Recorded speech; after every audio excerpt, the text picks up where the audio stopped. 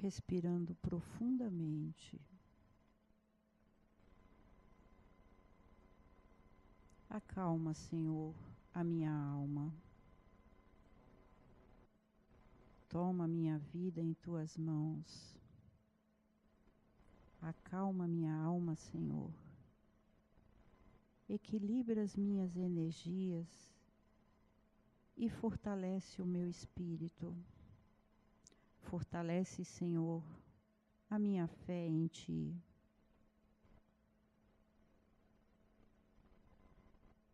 Que as energias de cura do corpo e da alma presentes aqui no salão possam chegar também aos nossos familiares. Que a equipe espiritual responsável por essa atividade derrame as bênçãos de amor, paz e harmonia entre todos nós.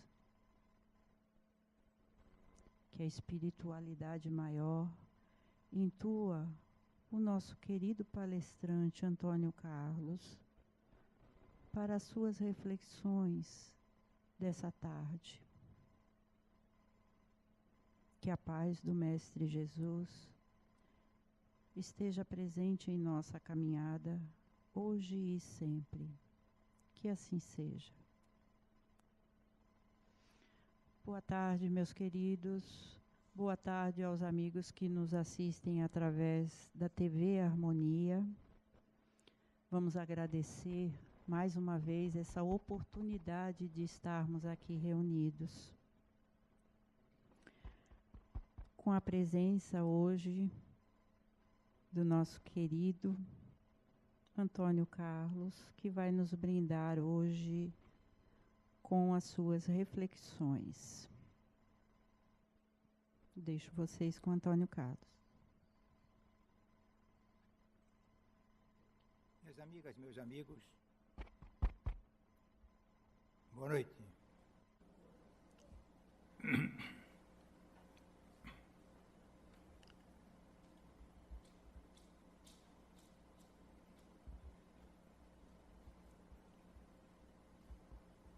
Existe uma frase ou um dizer que diz assim: o que é que você me pede chorando que eu não faço sorrindo? E certas horas a gente se lembra disso porque existem fatos que se adaptam exatamente a essa condição. E foi isso que ocorreu hoje de tarde. Nossa amiga Zezé me telefonou e disse: Antônio Carlos, o palestrante está dodói. Eu disse: eu com isso. Não, é que quando não tem quem palestra, eu ligo para você. Digo, nada disso, procura os bons, certo? Eles vão fazer a palestra para você. Ela disse, já telefonei para todo mundo, ninguém se ofereceu. Eu disse mais uma vez, não. Eu não gosto de fazer uma palestra sem estar preparado. Ela aí começou a chorar. Aí foi que eu me lembrei dessa frase, certo? O que é que você me pede chorando e que eu não faço sorrindo? Então eu vou tentar atendê-la e, consequentemente, tentar levar a vocês uma mensagem que eu não preparei, que eu não sei exatamente como ela se coloca, mas que eu espero que os bons espíritos me intuam para que durante esses poucos minutos que nós temos, alguma coisa de útil possa ser deixada. Quem está aqui no alto vê um panorama muito bonito. Eu diria que as moças e também os rapazes, as velhas, as idosas e os idosos, as crianças e as meninas, todos são muito bonitos aqui do alto. Mas tem uma coisa que não me alegra muito quando eu estou aqui palestrando. Eu vejo sorrisos tristes, olhares cabisbaixos. Isso não é legal. Isso dá uma conotação para algumas pessoas, dizendo assim, está precisando de médico, você está num estado deplorável. Para outros, uma conotação de abandono. Você está triste, parece largada, ninguém cuida de você. Eu diria que o abandono cai melhor do que o médico. Porque qualquer coisa que você sinta, vai no médico, toma um remédio, melhora, piora, e você vai levando a vida. Quando você se sente abandonado, às vezes você para pensar, o que é que está acontecendo comigo? Deus me abandonou. Essa é a grande descoberta. Ele tem tantos afazeres, existem 7 bilhões de espíritos no mundo encarnado, ele tem que cuidar de todo mundo, e vai ver que ele me esqueceu. Ou será que você se esqueceu dele? Você não sabe responder essa pergunta. Porque você não tem tempo de parar para pensar, fui eu que me esqueci dele ou ele se esqueceu de mim? Onde é que ele está agora? A sociedade prepara você, tem preparado você, a todos nós, num ritmo meio alucinante. Se a gente olhar as Olimpíadas, foi um espetáculo maravilhoso para o mundo inteiro. Mas, filtrando melhor, todos aqueles que ganharam medalhas de ouro deram uma mensagem: eu sou o bom, eu sou o tal.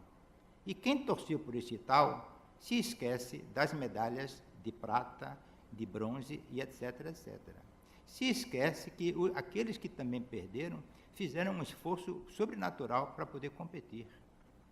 Mas a sociedade lhe ensina a isso, a vencer, a pisar no outro, a superar. Isso, por um lado, que é a nossa educação, tem um sentido. Mas quando você faz isso somente no sentido de visualizar o seu ouro, alguma coisa está errada.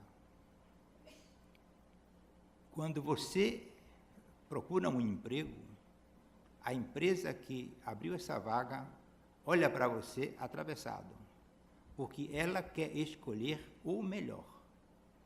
Você é analisado pela sua competência, pela sua maneira de vestir, pelo seu conhecimento, pela sua crença, se você tem piercing ou se você tem tatuagem, tudo aquilo influencia para que se escolha o melhor. E vamos supor que você foi o eleito para aquele emprego maravilhoso, com um salário fantástico, que vai lhe possibilitar ter um bom carro, um bom apartamento, dar conforto à sua família e levar aquela vida dos sonhos. Mas num certo momento, alguma coisa acontece de errado e você perde o emprego. O mundo desaba. E você faz assim: o que é que será de mim? Meu Deus, onde você está? E você está simplesmente sentindo-se perdido. Perdido. Então eu vou fazer agora aqui um parênteses para a gente começar a olhar essa situação de um outro ângulo. Eu tenho 2 filhos. O meu filho está hoje atualmente com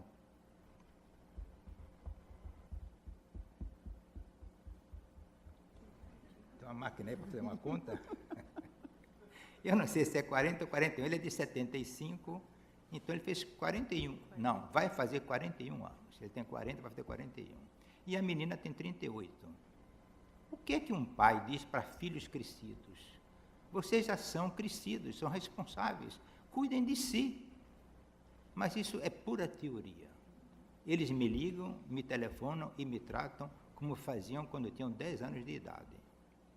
Eu já disse à minha filha mais de uma vez: você é crescida, tem família, tem uma filha, resolva isso você. Não, meu pai, eu preciso ouvir o seu conselho. E a gente fica preso. E teve uma vez que eu disse a ela assim, isso já tem algum tempo: você não tem seu namorado? Ela me disse, docemente, certo? Namorado é namorado, pai é pai. Então, o aspecto paternidade se prende a nós de uma maneira que não rompe de jeito nenhum, até o último dia. Então, talvez esse fosse o título da nossa conversa de hoje: paternidade responsável. Aliás, o governo, através dos tribunais, etc., etc., promove a paternidade responsável. Você perdeu o seu emprego e está na pior. Aí você começa a se perguntar: o que é que está se passando comigo? Quem é que eu sou? O que é que eu vim fazer aqui nesse mundo? E mais uma vez eu digo, você não tem respostas para isso. Mas se eu lhe disser baixinho, você poderá até se ofender. Mas eu vou dizer para que vocês sintam isso e procurem ter algum proveito. Você é filha de Deus. Você é filho de Deus. E nós diariamente, como de uma maneira incisiva, damos valor ao primo do outro que é grande lá na empresa, damos valor ao amigo do presidente, ao sobrinho do ministro, e a não sei o que tem influência, e tem aquele outro que, dando uma bola, resolve tudo. E nos esquecemos simplesmente de que nós somos filhos de Deus.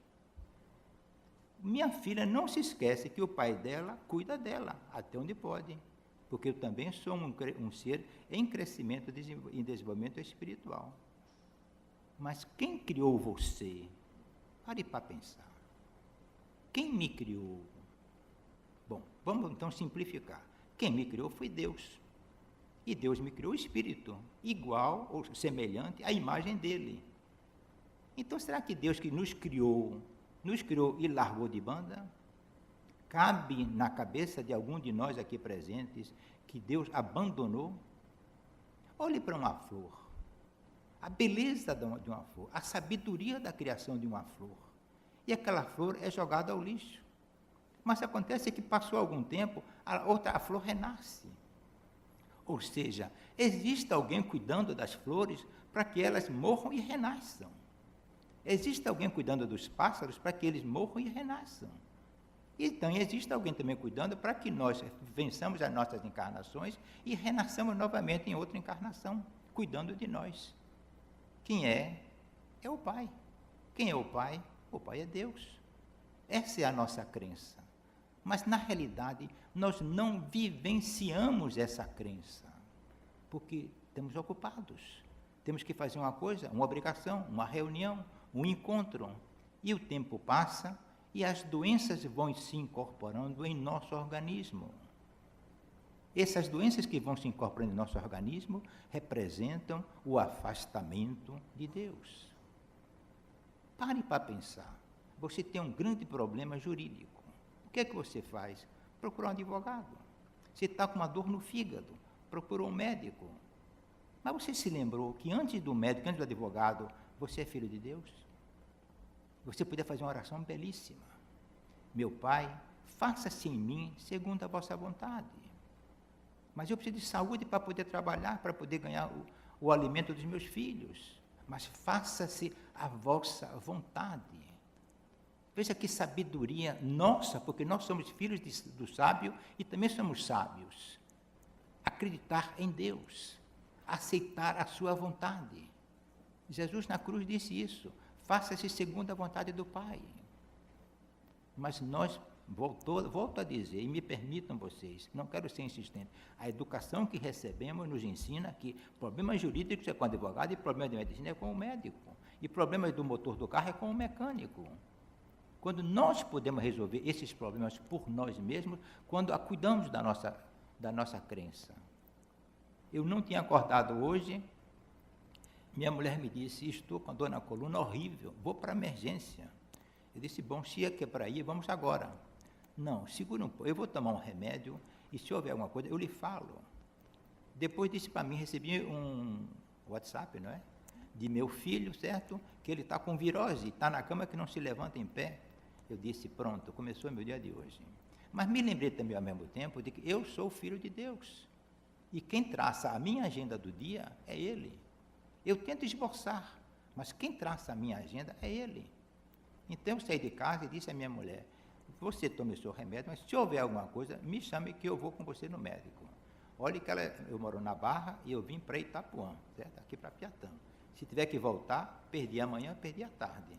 Mas deixei lá traçado isso. E fui ver meu filho. Quando eu chego lá no pé do prédio, encontro meu filho com o cachorro no jardim. Eu disse, não tinha uma virose, não podia levantar da cama. Vocês vejam que aquilo que se fez na minha mente, e que é muito fácil fazer isso, daí para a realidade, existe um aumento das coisas que nos levaria a dizer, pô, eu não tenho condições, eu não aguento mais essa vida cheia de problema. Não é por aí. Como eu deixei tudo entregue a Deus, a minha mulher nem sequer me telefonou. Ou seja, a dor deve ter aliviado.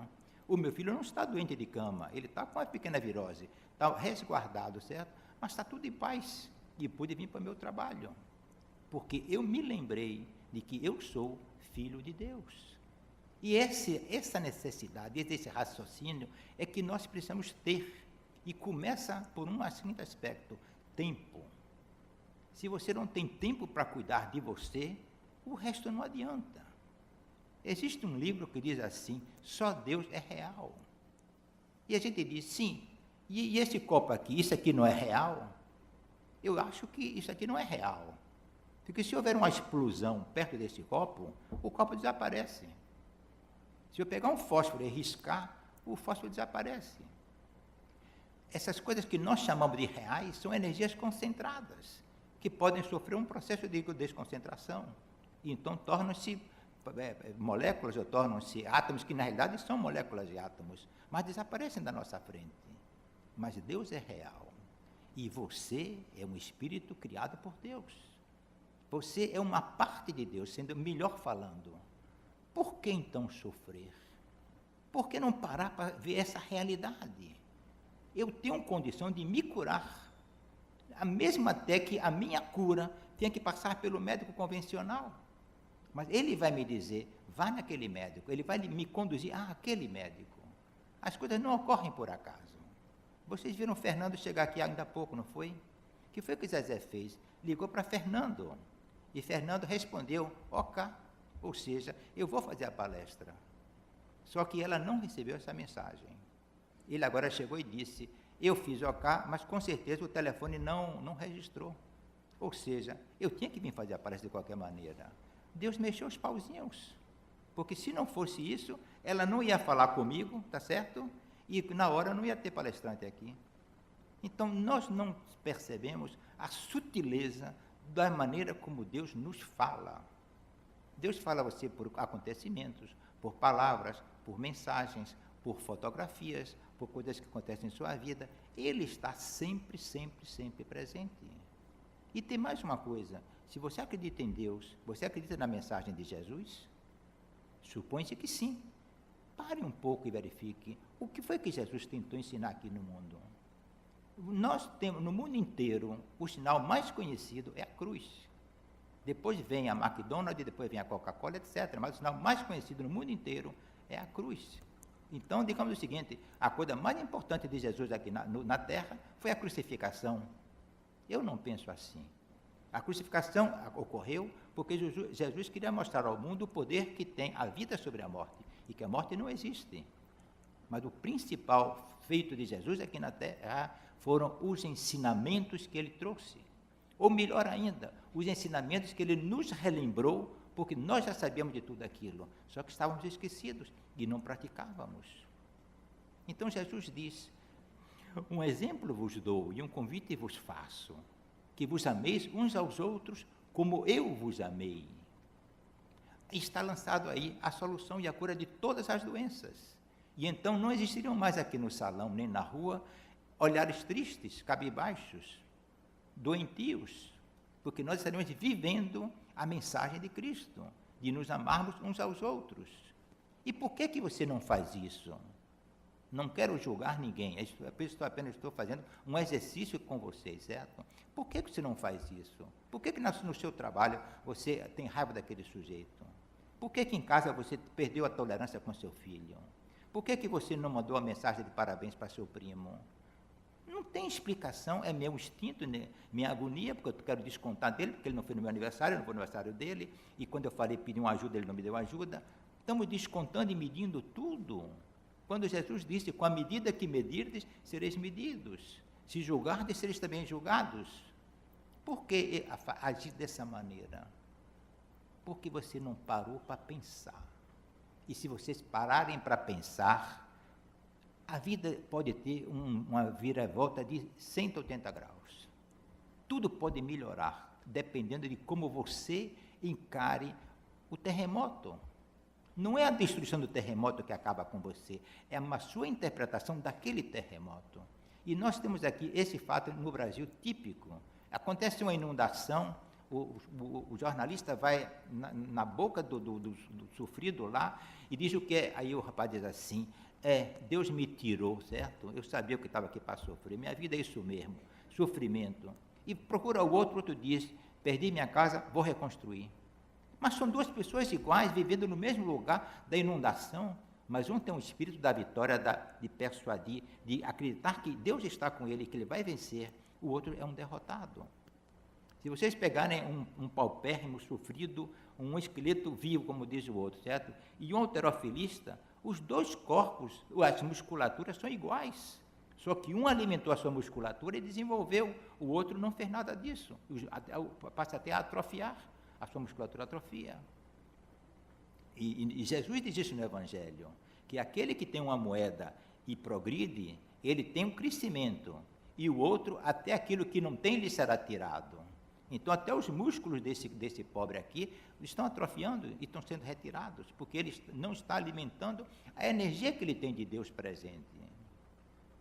O que é que nós podemos fazer para isso? Não tem nada de difícil, não tem nenhuma receita complexa, apenas decidir. Se você não decide, eu vou começar o meu regime alimentar, nunca você vai começar.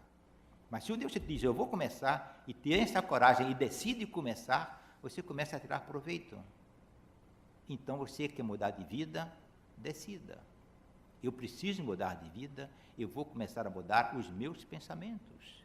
Eu vou apanhar os ensinamentos do Mestre e vou começar a colocá-los em minha vida. E não faça análise em julgamento dos resultados. Isso não lhe compete. Apenas tente. E você vai verificar que o próprio Deus em você vai lhe ajudar a você se superar, se curar. No meu livro de cabeceira, hoje de manhã, eu li uma frase. O livro tem 365 mensagens, uma por dia. Eu já devo estar lendo esse livro pela 4ª ou 5ª vez. Não me canso de ler o livro, apenas todo dia eu pego uma mensagem. E hoje de manhã, uma das frases da mensagem dizia o seguinte: ore por tudo, deixe as consequências aos meus cuidados. Veja que mensagem dita por um pai amoroso, poderoso. Ore por tudo, deixe as consequências aos meus cuidados. Então, eu vou me empenhar em viver a vida que Jesus me ensinou. O resultado é problema dele. E você pode ter certeza que o Pai ama, quer o seu bem, quer que você seja um vencedor, que você cresça no conhecimento da verdade, e você sempre verá melhoras em sua vida. Não vai ser uma estrada lisa, você vai continuar tendo tribulações, mas ele disse assim: havereis de ter tribulações nessa vida, mas tende confiança em mim, eu venci o mundo. E por que você tem que ter confiança em Jesus? O que é que ele ensina a ter essa confiança em Jesus? Então, eu vou fazer com vocês agora aqui uma viagem de imaginação. Suponha que você pegue um avião e saia voando. Você olhar para trás, vai ver uma fundação bem pequenininha. Depois você vai ver um estado da Bahia bem pequenininho. E você está voando, voando, voando. E você vai passar perto do Sol, das constelações, das estrelas, e vai continuar caminhando. Você vai passar na velocidade que você quiser, 1 ano, 2, 5, 10 mil, milhões de anos, e não vai chegar a lugar nenhum. Sabe por quê? Porque Deus criou o universo. E o universo é um universo sem fim. Porque se algum dia alguém tivesse e pudesse calcular a dimensão do universo, estaria dizendo: eu sei o tamanho de Deus. E Deus não tem tamanho. Deus é uma imensidão sem fim. E ele fez isso para quê? E para quem? Você já parou para pensar na sabedoria da criação do universo? Existem relógios que custam milhões de reais, ou porque é de ouro, ou de platina, ou porque é de antiguidade, ou porque pertenceu ao rei do não sei de quanto. A Terra dá uma volta ao redor de si mesmo em 24 horas e alguns minutos.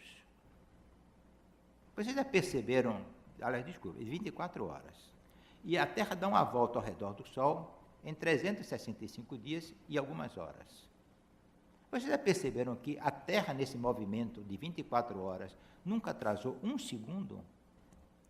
Porque se ela atrasasse 1 segundo, depois de 100 anos, 200 anos, 1000 anos, estava tudo desnorteado e o relógio não funcionava mais, que é o caso dos nossos relógios. O nosso relógio nunca marca a hora certa, porque de um dia para o outro a pilha gasta, de um dia para o outro o ponteiro gasta. Então, por menor que seja, o horário de hoje já não é mais o horário de amanhã. Mas no relógio de Deus sempre existe perfeição. E em milhões de anos a Terra continua normal. E o movimento da Terra ao redor do Sol, corrigido uma vez a cada 4 anos, que é o dia 29 de fevereiro, certo? Sempre se mantém o mesmo. Esta perfeição, essa sabedoria vem de onde? De alguém maior do que nós. Simplesmente isso, alguém maior do que nós. E se você quiser continuar, não vá muito longe, porque ir lá no cosmos dá trabalho. Olhe para a natureza e veja as plantas, as flores, os peixes. Quanta beleza, quanta harmonia, quanta sabedoria em tudo que a natureza nos oferece. Tem um incêndio numa floresta, tudo renasce. Tem uma catástrofe em algum lugar que a natureza se recompõe, se refaz. Cai uma tormenta, logo depois vem um sol brilhando. Não que você está cansado de olhar a natureza, se olhe diante do espelho e me dê uma explicação. O que é a voz? Tente um dia, vendo televisão, tirar o som e olhe para quem está falando. Você vê um movimento de dentes e lábios e a língua, e você olhando, como é que dali sai tanto som? E como é que os sons que são emitidos pela nossa boca formam frases? Que atrás de tudo isso, que inteligência é essa? Qual é a explicação que você dá para você descobrir e distinguir sons? De você ver, o que é ver?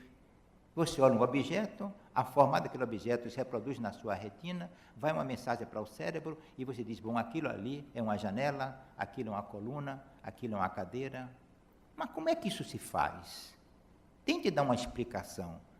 Porque se você tem uma alavanca e você empurra a alavanca para frente, esse veículo anda para frente. Se puxa a alavanca para trás, o veículo anda para trás. Existe uma explicação mecânica.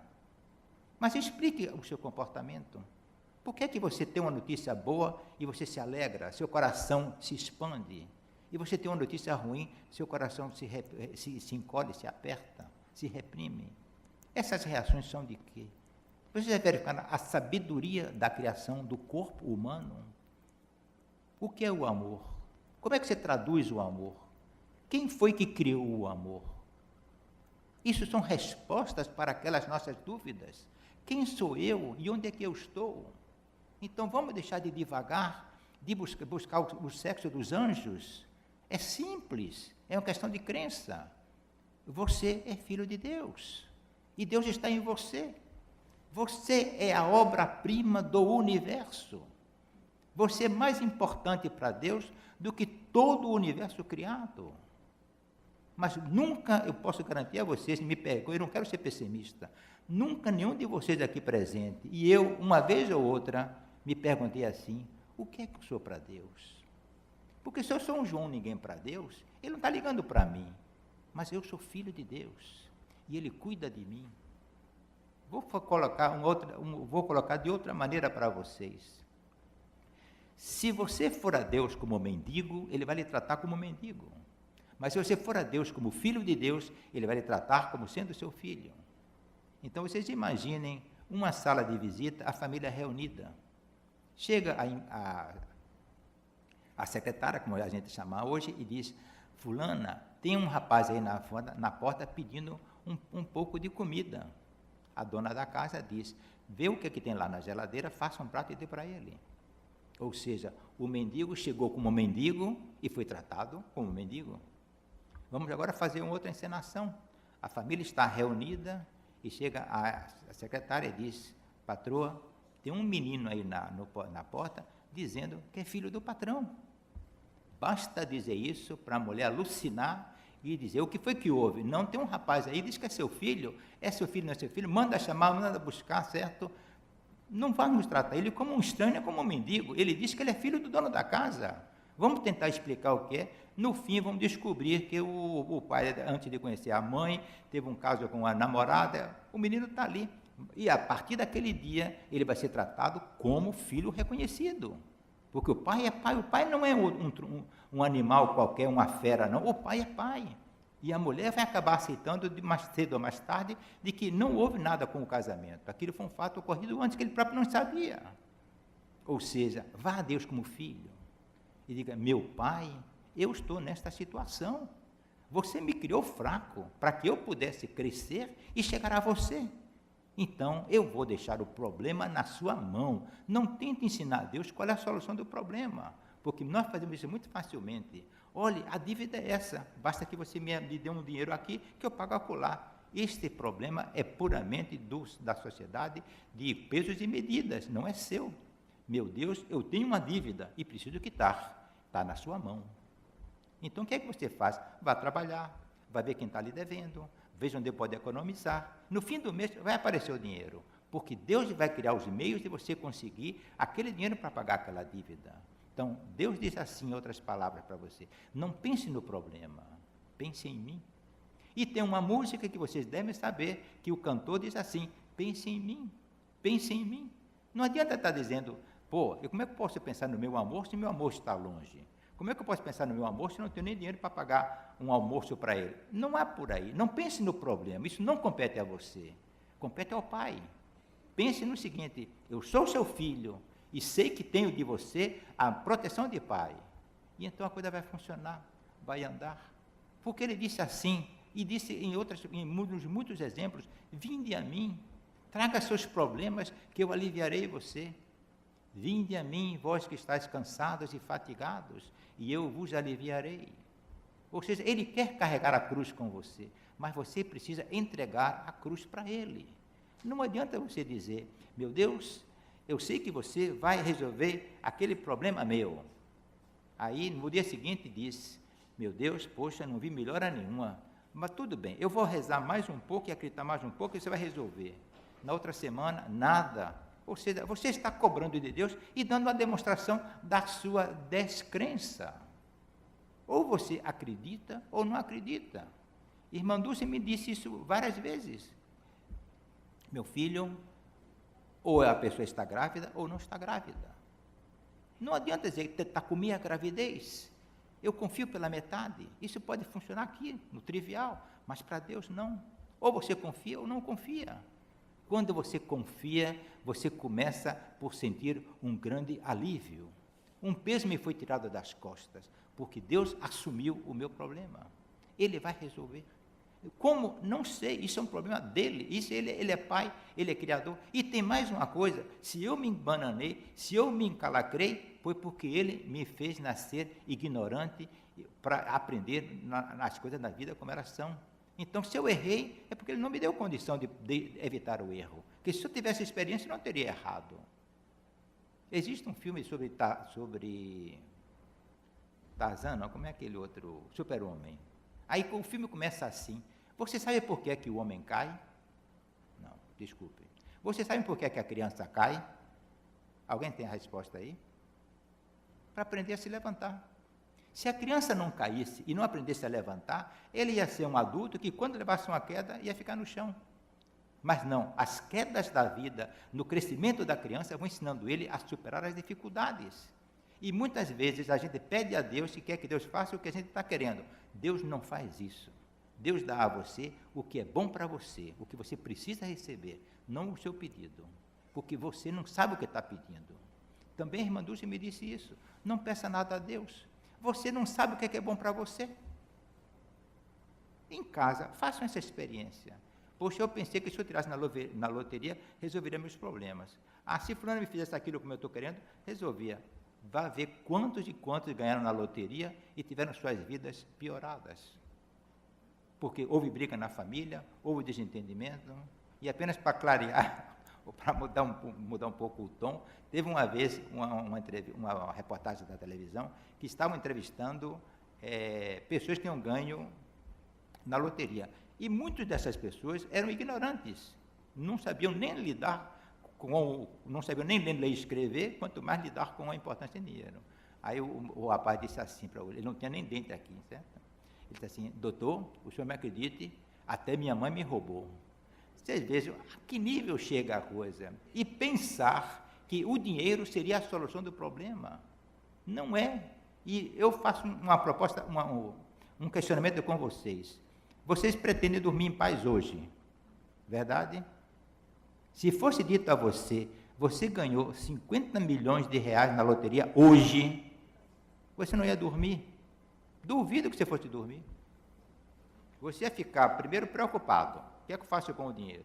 E se meu cunhado souber? E se aquela dívida que eu tenho, o banco vier cá e querer tomar certo? O que é que eu faço? E se raptarem meu filho? E se acontecer aquilo? Você vai perder sua paz. Porque você não foi preparado para ganhar 10 ou 20, 50 milhões de reais da noite para o dia. Se outro foi, não importa, você não foi. Então, o que você tem que pedir a Deus? Paz. Peça a Deus paz. Meu Deus, me dê alegria. Me mostre a beleza da criação. E então eu vou fazer uma ressalva aqui, como a maneira de como nós rezamos. Aliás, tem um livro de Djalma Argolo, que vocês devem conhecer, que é Ensina-nos a orar. Então você pode dizer o seguinte: eu estou no desespero, meu Deus, resolva isso, eu quero aquilo outro. Você está fazendo uma coisa que Deus não está ouvindo e que não vai dar ouvidos a você, nem dar atenção nenhuma. Porque Ele sabe o que você precisa. Então, mude sua oração. Diga assim: meu Pai, me dê luz. Meu Pai, me ensine a orar. Me ensine a aceitar a vida como ela é. Me ensine a amar. Aí você vai ver como a sua bandeira muda, a vida passa a caminhar, soltar e a evitar aquilo que você, aquele peso que tem nas suas costas de isso não andou, aquilo não resolveu. E Jesus ele diz assim o seguinte: o tempo que você gasta comigo, pensando em mim, você vai ver, você vai fazer mais coisas em menos tempo, que eu vou lhe ensinar a ser mais produtivo. Então, por que não entregar tudo a Deus? Ele é o Criador. Ele nos fez para crescermos e voltarmos para Ele. As coisas da nossa vida são elementos para nosso aprendizado. Mas se você tenta fazer um aprendizado por você próprio, você não vai a canto nenhum. Jesus disse assim, e não esqueçam isso, viu? E se vocês duvidarem de mim, peguem o Evangelho e leiam. Sem mim, nada podereis fazer. Sem mim, nada podereis fazer. Porque a sua construção de hoje, amanhã pode desmoronar. Porque ela não tem o alicerce de Deus naquilo que você fez. Mas quando você diz: meu Deus, eu sei que você está comigo e que você me conduz, eu confio em você, vá adiante e vai dar tudo certo. Não como você idealizaria, mas da maneira mais prática possível, da maneira que melhor se resolveria. Eu tenho exemplos que talvez até não convém nem contar aqui, de soluções que eu tentei na vida e não consegui. Mas a solução que foi adotada mais tarde se mostrou muito mais interessante para mim do que se eu tivesse feito aquilo. E resumindo, em uma delas, eu tinha um crédito grande com uma pessoa. Vamos falar assim de números. Essa pessoa me devia 5 milhões de reais. Eu queria os 5 milhões de reais. Ela fez: não vou lhe dar, não tenho. E sabe o que eu vou lhe dar? 10 mil todo mês. Eu achei aquilo a coisa mais escandalosa e mais ofensiva possível. Mas não tinha jeito, eu aceitei. Pronto, vou pegar 10 mil todo mês. O que aconteceu algum tempo depois? Eu comecei a ponderar sobre como Deus tinha me ajudado. Se Ele tivesse me dado aquela importância grande que eu queria receber, eu teria jogado num empreendimento. Empreendimento esse que faliu. Ele não me deu o dinheiro, então eu não participei daquela falência. Ele me deu o pingado. E foi o que aconteceu mais adiante. Com o pingado, eu comecei a juntar de novo. E fiz um dinheiro cá que resolveu muitos problemas da minha vida. Então, vocês vejam, não foi o que eu queria. Foi a maneira como Deus achou de me atender. Ou seja, não vou lhe dar isso aqui, mas vou permitir que você chegue ali com sucesso e com tudo isso resolvido. Mas, no dia, eu achei que estava tudo errado e não xinguei Deus porque achei que não devia. Como quem disse: vamos ver o que é que isso dá. Mas você esperar receber um bolão e receber uma bolinha, dói. Mas a sabedoria de Deus está com você todo o tempo. Mas eu ando tão escarreirado, tenho tanta coisa que fazer, que não tenho tempo de pensar como aquilo é bom para mim. Como às vezes o tropeço é bom para mim. Eu um dia de uma terça-feira de carnaval, eu vinha chegando em casa, parei o carro do lado de fora, na rua, certo? O nosso amigo veio, bateu assim no vidro, fez fora, tomou meu carro, um Celta que eu tinha naquele tempo, que estava já com 5 ou 6 anos, e me deu um tiro na perna. Eu posso dizer, o fim do mundo. Fiquei gritando no meio da rua, porque no prédio junto, o pessoal começou a ouvir. Vamos fazer uma análise do que ocorreu. Eu posso dizer, Deus me desamparou. Eu sou bom, faço bem pra caramba, eu vou no centro espírita fazer pregação. Como é que Deus deixa eu tomar um tiro? Então, é o seguinte, comecei a aprender de que eu sou o Filho de Deus, mas sou um ser como outro qualquer. Estou sujeito a todos os acontecimentos da vida moderna. Então, a violência me envolveu para abrir meus olhos. E, realmente, a partir daquele dia, eu passo hoje a tomar muito mais cuidado quando entro e saio do carro e onde eu estaciono o carro. Então, ele me avisou que fique de antena acesa. Bom, no prédio vizinho, uma mulher ouviu meus gritos. Essa mulher trabalhava no SAMU. Ela foi quem ligou, que nunca me viu, apenas ouviu os gritos, e foi quem pediu que a ambulância viesse me pegar. Isso dia de terça-feira de carnaval. A ambulância chegou uns 20 minutos depois. Aí nós fomos para o Hospital Aliança. Durante o percurso, em dia de carnaval, a ambulância não parou uma só vez. Como minha mulher disse assim, a pessoa do paramédico disse, vai levar para o Hospital Geral. E minha mulher disse, não vai não. Aí vai, não vai, vai, não vai. Telefonaram para não sei onde e autorizaram que a ambulância levasse para o Aliança. Acontece que nesse intervalo, quando consultaram se podia levar para a Aliança, alguém avisou na Aliança que ia um ferido. Então, quando eu cheguei lá, o médico estava me esperando, coisa que não é comum nos hospitais nossos, que geralmente você entra e espera algumas horas para ser atendido.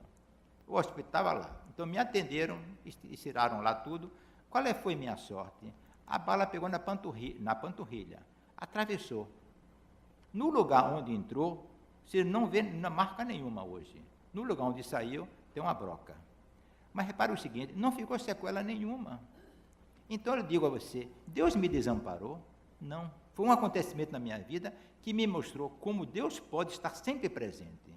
Eu estou sempre presente com você. Deus nunca disse, você torcendo por mim, ficando do meu lado, sua vida vai ser uma beleza. Ele nunca disse isso. Ele disse, há vez de ter tribulações nessa vida, mas tende confiança em mim, eu venci o mundo. Jesus teve muitos problemas na vida aqui na terra, e superou todos eles, porque ele dizia o tempo todo, o Pai está comigo. E o Pai que criou Jesus, Filho de Deus, me criou também. Então eu posso dizer, além de eu ser filho de Deus, eu sou irmão de Jesus. Vocês sabiam disso? Eu sou irmão de Jesus. Mas aquela senhora dali também é. E aquele senhor dali também é. Nós somos uma só família. Somos parte de Deus. Somos irmãos do Cristo, desse Cristo Redentor que trouxe tão boas mensagens para nós.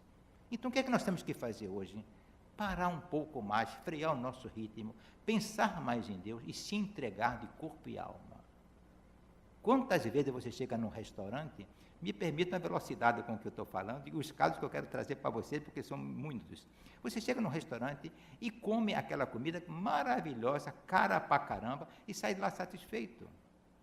Você reparou que você entregou naquele ato sua vida ao cozinheiro? O cozinheiro pode ter feito qualquer coisa lá dentro e destruído você. Mas você não quer nem pensar. Está uma beleza. A mamãe deixa a filha com a babá. E você nem sabe, nem tem referência dessa babá. Vai no barbeiro e deixa aquela navalha maravilhosa, passa aqui para a sua jugular. Ou seja, nós confiamos no jornal, na televisão, no barbeiro, no açougueiro, em tudo quanto é coisa. E não confiamos, ou deveríamos confiar, em quem? No nosso Criador. Mas Jesus já sabia disso. E desde aquele tempo ele diz assim, tenham fé em mim, eu venci o mundo.